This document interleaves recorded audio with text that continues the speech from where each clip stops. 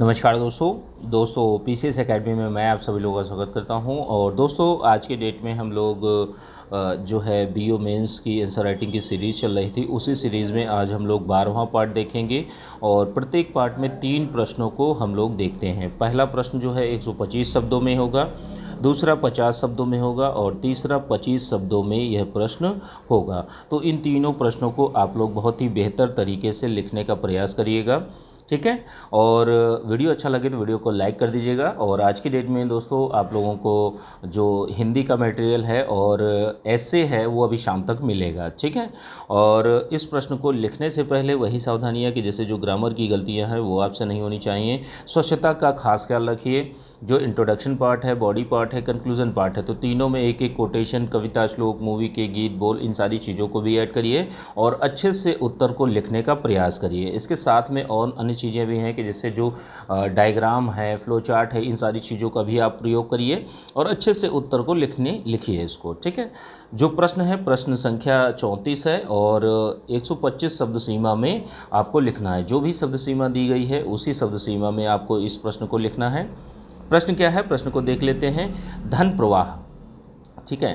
धन प्रवाह ने भारतीय अर्थव्यवस्था को किस प्रकार प्रभावित किया? तो 19वीं शताब्दी में 18वीं 19वीं शताब्दी में धन प्रवाह, जो धन निष्कासन था, तो वो भारत की अर्थव्यवस्था को किस प्रकार प्रभावित किया? तो यह प्रश्न है। इस प्रश्न को आपको 125 शब्दों में आप लोगों को लिखना है। तो देखिए इकोनॉमिक ड्रेन जो था, तो उसने देखिए इकोनॉमिक ड्रेन जो अवधारणा है, यह यूरोप में वाणिज्यवाद के फलस्वरूप आई थी। और ये होता क्या था कि जब जैसे प्रतिकूल व्यापार संतुलन के कारण, कि जैसे आपका भाई निर्यात बहुत कम है, आयात बहुत ज़्यादा है, तो जो व्यापार संतुलन था तो उसमें देश में कीमती धातु का पलायन, जैसे भारत से क्या है, जो मसाले थे, जो सूती वस्त्र थे, ये सारी की सारी चीज़ें जो ब्रिटेन के मार्केट थे, लोग ब्रिटेन के घरों में ये सभी जगह बसने लगे जाकर, ठीक है। तो ये चीज़ें पूरी की पूरी चीज़ें होती हैं। लेकिन यहीं पर ब्रिटेन ने क्या किया? ब्रिटेन ने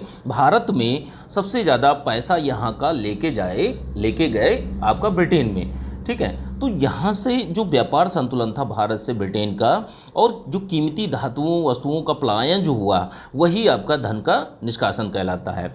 भारत में क्या हुआ? भारत के संदर्भ में जब बात करते हैं तो हमारे यहाँ आयात को बिल्कुल रिस्ट्रिक्ट कर दिया गया, बिल्कुल प्रतिबंधित कर दिया गया एक तरीके से, बहुत बड़ी मात्रा में टैक्स लगाकर, और निर्यात को प्रोत्साहित किया गया, ठीक है। आयात कम किया गया और निर्यात ज़्यादा किया गया। यहाँ का जो भी माल था बाहर विदेशों में भेजा गया, ठीक है। तो अब जो भी चीज़ें थी वो फेवर करी जो अर्थव्यवस्था थी ब्रिटेन की, ठीक है। इसके अतिरिक्त क्या हुआ? यहाँ से पहले ब्रिटेन ने पैसा लगाया भारत में, लेकिन फिर बाद में वही पैसा निकाल कर सीधे वो ब्रिटेन इससे प्रॉफिट लेते हैं और अधिक से अधिक मात्रा में लाभ कमाते हैं। जो अतिरिक्त रकम का हस्तांतरण हुआ ब्रिटेन में, वो सबसे ज़्यादा प्रभाव डाला। अब देखिए धन का निष्कासन भारत से ब्रिटेन में हुआ, लेकिन इसके परिणाम भारत में क्या पड़े? भाई जो उद्योग धंधे थे, यहाँ से जो व्यापार होता था, अगर वही ना होने लगे, ब्रिटेन में बहुत ज़्यादा टैक्स लगने लगे, ठीक है।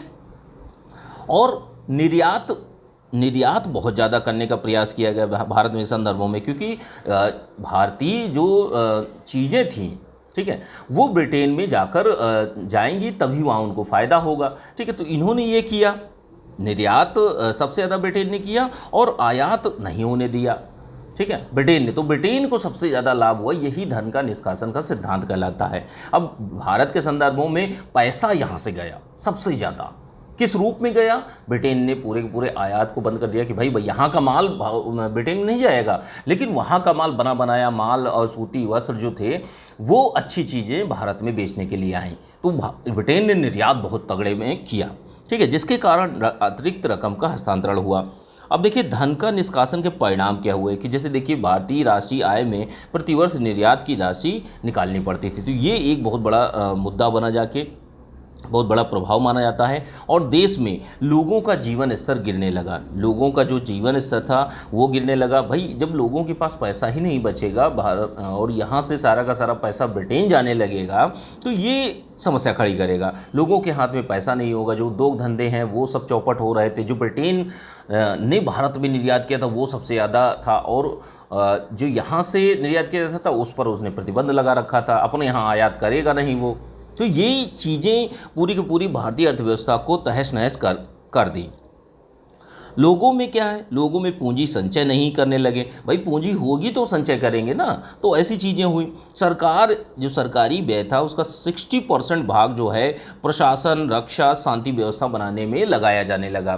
भाई हर एक चीज़ का अगर हम कुछ भी काम कर रहे हैं तो उसका भी हम पैसा ले रहे हैं, तो वो पैसा सीधे डायरेक्टली ब्रिटेन जा रहा था।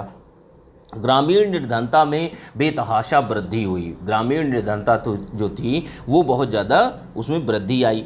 करों का बोझ बहुत ज़्यादा होने लगा कि जैसे 19वीं सदी में भारत में कर का बोझ जो था वो प्रति व्यक्ति 14% था, 14% से भी अधिक। लेकिन इंग्लैंड में यही जो था कर का बोझ, ठीक है, तो वो लगभग 7% से कम था। तो ये चीज़ें भी बहुत ज़्यादा प्रभाव डाली। जो आंतरिक व्यापार था, भारत में आंतरिक व्यापार पर सीधा प्रभाव पड़ा, वो चीज़ें बिल्कुल प्रतिबंधित की जाने लगी और ब्रिटेन का माल यहाँ बहुत बड़ी मात्रा में बिकने लगे आके। जो एक ब्रिटेन में क्रांति होती उसी के फलस्वरूप हर तरीके से जो निर्यात का केंद्र बनाया गया जो भारत था।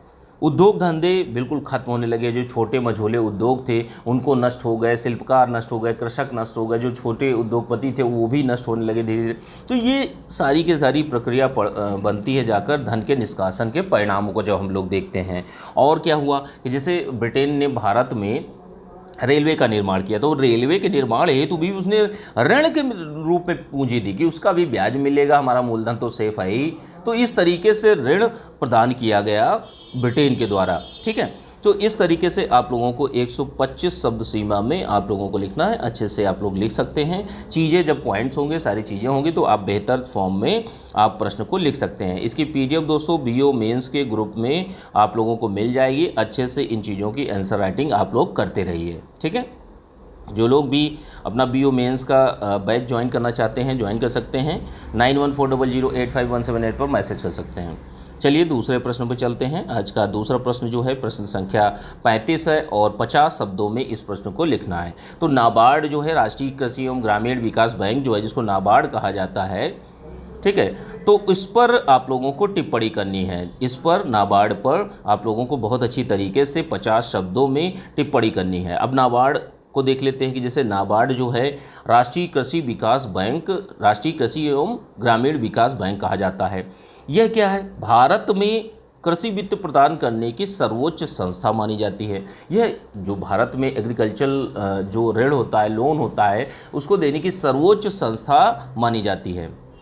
देखिए जो कीवर्ड हैं, कीवर्ड के माध्यम से अगर आपने 6 से 7 कीवर्ड अगर आपने याद कर रखे हैं किसी भी प्रश्न में, तो उस प्रश्न को लिखने से आपको किसी भी प्रकार की दिक्कत नहीं हो। 50 शब्दों में है तो आपको स्ट्रेट थ्रू लिखना होगा, और लिखना ही नहीं, आपको लगभग 12 लोगों से बेहतर लिखना है। तो आपको ये चीज़ें अच्छे से करनी है, प्रस्तुतिकरण अच्छा रखना है, सारी चीज़ों पर ध्यान लगा कर रखना है और अच्छे से प्रश्नों को लिखने का प्रयास करिए, ठीक है। अब देखिए नाबार्ड जो था कृषि वित्त प्रदान करने की सर्वोच्च संस्था है। इसकी स्थापना कब हुई थी? स्थापना हुई थी 12 जुलाई 1982 में। मुख्यालय कहाँ है? मुख्यालय मुंबई में है।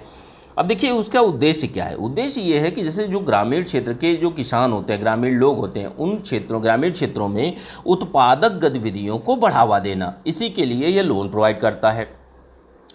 अब पुनर्वित्त लोन जैसे मान लीजिए नाबार्ड देता है, जो बैंक हैं कि जैसे राज्य भूमि विकास बैंक है, राज्य सहकारी बैंक है, अनुसूचित वाणिज्यिक बैंक है, ठीक है, क्षेत्रीय ग्रामीण बैंक है। तो ये सारे के सारे बैंक मिलकर लोगों को, जो ग्रामीण क्षेत्र में जो किसान लोग हैं, जो आमजन लोग हैं, उनको लोन प्रदान किया जाता है, कृषि वित्त प्रदान किया जाता है। मुख्य कार्य क्या है? ऋण प्रदान करना। तो इस प्रश्न को आप 50 शब्दों में अच्छे से लिखने का प्रयास करिए। अगला प्रश्न जो है आपका प्रश्न संख्या 36 है और 25 शब्दों में इस प्रश्न को आप लोगों को लिखना है, ठीक है। 25 शब्दों में लिखना है, प्रश्न संख्या 36 है। अब देखिए गहन कृषि जो गहन कृषि है और व्यापक कृषि है, इसमें आपको विभेद करना है। तो इसकी परिभाषा आप देखिए 25 शब्दों में पूछा गया है, तो आपको डायरेक्टली केवल परिभाषा ही बतानी है, ज़्यादा कुछ आप 25 शब्दों में बता नहीं सकते। तो डायरेक्ट रो गहन कृषि क्या होती है? एक निश्चित समयावधि में, मान लीजिए 1 साल 6 महीना समयावधि में फसलों का अधिक से अधिक उत्पादन प्राप्त करने के लिए, जैसे एक किसान है वो अधिक से अधिक उत्पादन करना चाहता है, तो भूमि की प्रत्येक इकाई में अधिक से अधिक, उसके पास मान लीजिए 5 बीघा जमीन है तो 5 बीघों में उत्पादन करेगा। अधिक मात्रा में पूंजी व श्रम का उपयोग करते हुए जो कृषि की जाती है उसको गहन कृषि कहा जाता है। और व्यापक कृषि क्या होती है? व्यापक कृषि में क्या होता है कि बड़े बड़े फॉर्म होते हैं, जोत के आकार होते हैं। विस्तृत आकार वाली जोतों में, बड़े खेतों में यांत्रिक विधियों से की जाने वाली कृषि को क्या कहा जाता है?